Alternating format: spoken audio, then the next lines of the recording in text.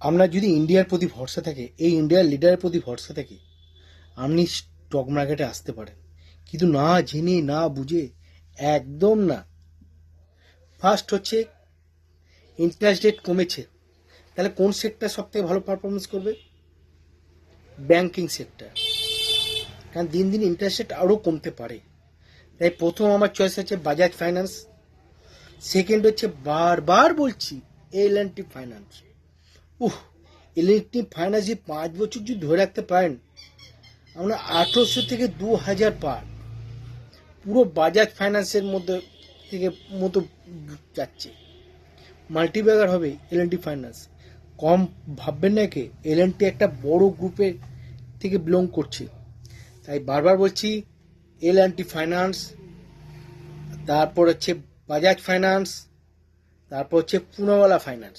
ওকে।